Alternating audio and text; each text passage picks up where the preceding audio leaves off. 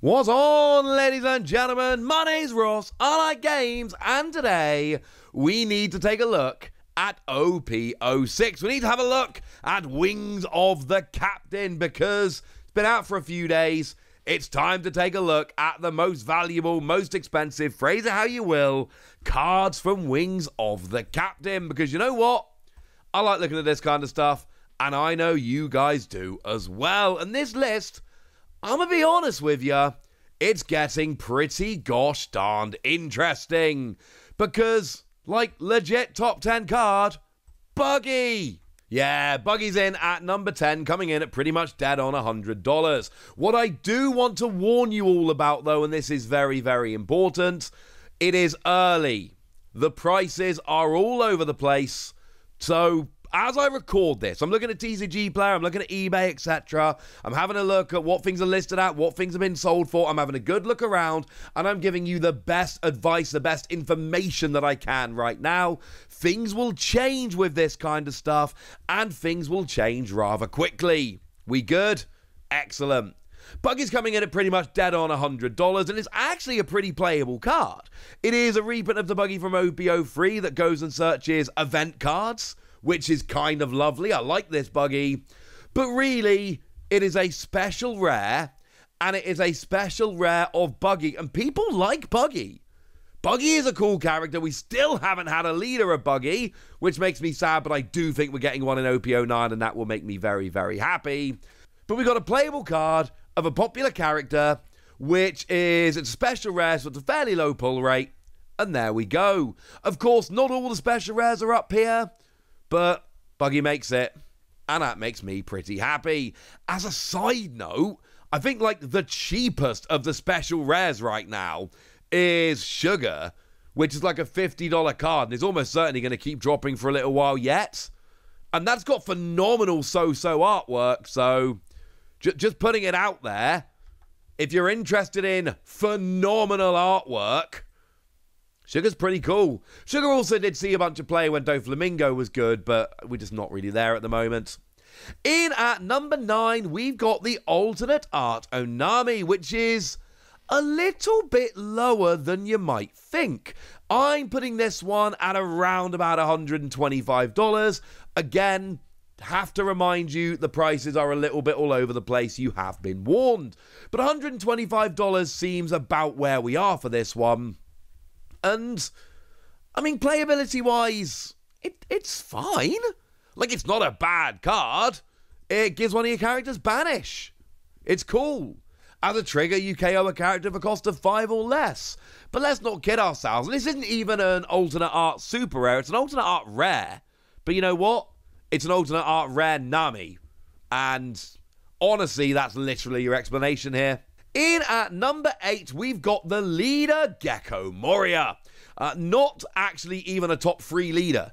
There are 3 leaders above this, and this is what's a bit weird, right? Because on the one hand, we know that Gecko Moria is a very playable leader, had a bunch of success over in Japan in the OP-06 meta, but we also know from looking at Japanese prices of OP-06 that Gecko Moria was never going to be the most expensive leader. It's not going to be up there. Maybe people don't like Gecko Moria. Maybe people don't like the full art. Maybe people are not buying Gecko Moria as a particularly great deck. And certainly, there's at least one deck on here that I would put a lot higher, maybe a couple. So there we go. But it's a really good card. Dawn X1 when attacking, play 2. Trash 2 cards from your hand. That's a lot, by the way. Dawn X1 and pay 2 and trash a card from your hand. And trash 2 cards from the top of your deck. That's a lot. But you do then get to play a Thrillerbark Pirate character of a cost of 4 or less from your trash, and there are a bunch of good ones in the set. So you know what? Yeah. And let's be clear, right? This Gecko Moria is still about a $130 card. Still absolutely worth pulling. Also at about $130, in at number 7, we've got Charlotte Linlin. And the usual deal here, I know I'm telling you that Charlotte Linlin and Gecko Moria are both $130 cards, and that's what they generally tend to be coming out at. But overall, most places you look at, Charlotte Linlin is just a couple dollars more than Gecko Moria, which is why I've put, well, Linlin up a space higher.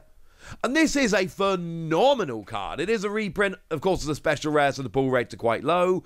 It is a reprint of the one from OP-03, which also did have an alternate art in that set, but I really didn't like it. Personal preference, not my favourite art style. I know there are some people out there that adore it.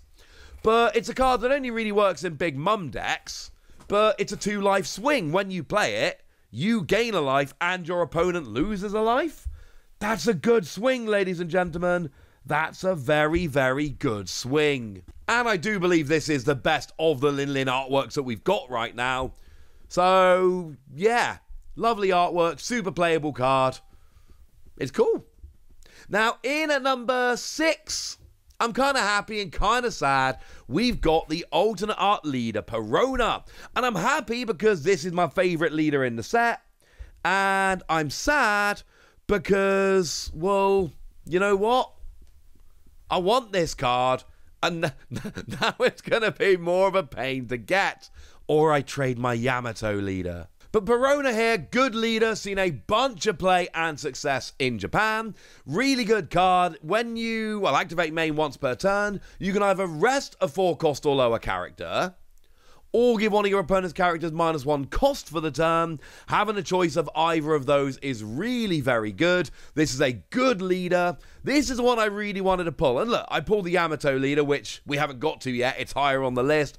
I can have no complaints, and I'm sure someone will trade the Yamato for the Perona. So, it's a cool card. I like that it's here. I have the Japanese version, thanks to a very lovely person who traded it with me. So, you know what? Yeah, I like this card. This card is cool. In at number 5, we've got Treasure Rare Nami. Oh, Perona, I should say, I'm putting at about 130. Nami, I'm putting at 140. And this has been fascinating me since people started cracking boxes.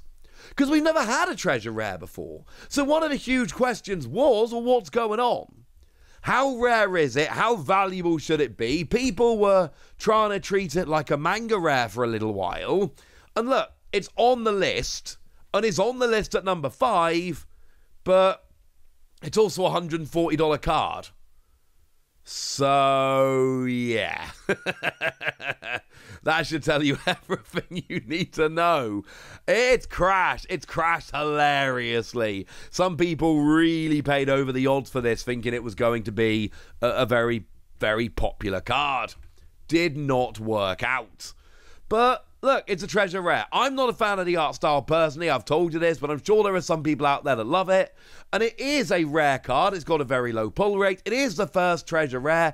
It is still a Nami. This is never going to be like a $20 card. It's still a top 5 card in the set. But oh my, did it crash. In at number 4, we've got the alternate art leader, Vinsmoke Reiju, which I'm putting at about, and this one's all over the place, but I'm putting it at, oh, I don't know, 145. Let's put it at 145. This one fluctuates more than most. You know, I'm looking at the moment, just this morning, I've seen sales of like 125 and sales of above 150. So I don't know. I'm doing my best here, all right? Let's put it at 145. And it's a decent card. It's a dual color blue and purple, which makes me sad with my color blindness. But once during your turn, when a Don card on your field is returned to your Don deck, draw a card. And purple have all those Don minus skills. So, yeah, it works very nicely with that. It's quite good. I like it.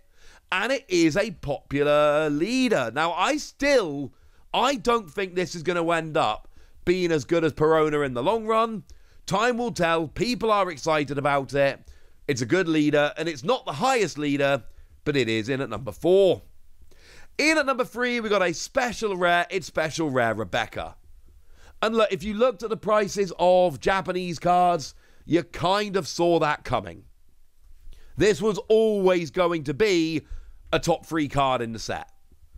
And I could honestly see it going up to number 2. It's currently around about a $150 card. And the thing is, this is one of those cards that's just got everything going for it. Firstly, it's a special rare, so low pull rate. Secondly, it's Rebecca, and everybody loves Rebecca. And thirdly, it's the Rebecca from OP-05, which is redonkulously good.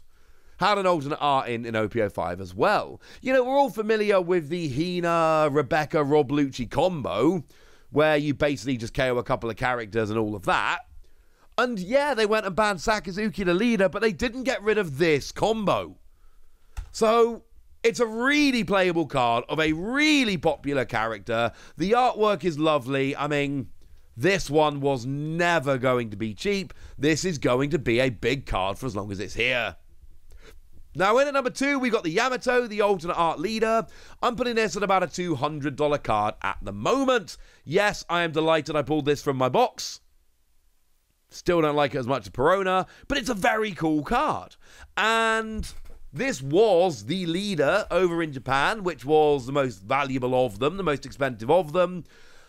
And it's got so much potential. It's a leader with double attack and activate main once per turn. If your opponent has 3 or less life, give up to 2 rested Don to one of your characters. It's really good. Everyone loves Yamato. Yeah, $200. And obviously, number 1, it's the Mangazoro. That shouldn't surprise anyone. I'm putting it at about $1,550, $1,550. And it's actually a really nice card, because you can basically attack with it 3 times in 1 turn. So obviously, if you whack all the Don on there, then you get 3 swings with the same character using the Don for all of those swings. So, you know, you attack, and then you pay 1 when attacking to make it active and attack again. And then you pay 2 just during your turn to make it active and attack for a 3rd time. But that's not why it's in at number 1. It's the Manga Rare. Manga Rares are always number 1. This is no exception. I still expect this to come down over time, but right now, $1,550 is about what you're paying. And I kind of like this list. We've got a nice mix. We've got leaders, we've got special rares, we've got a treasure rare on here. It's kind of nice. We've even got a regular alternate art, which of course is the Onami. It's the only alternate art that actually made it onto the list that isn't a leader or a special rare. Right, there we go, ladies and gentlemen. That's what you need to know. And now it's over to you guys. Tell me what you think about all of these cards. Tell me which ones you're excited for. Tell me what your chase cards from the set are. Go nuts in the comment section, but be nice. And then make sure you like this video, subscribe to this channel, follow me on Twitter at TheWasi. That's where we talk about One Piece and a bunch of other card games. And please do consider checking out patreon.com/PTCG Radio, where you can support the channel, get some bonus podcasts, join a Discord, and all kinds of fun things. But by far the most important thing, as always, look after yourselves till next time, would ya? Thank you very much for watching. My name's Ross, and you've been watching Wasi Plays.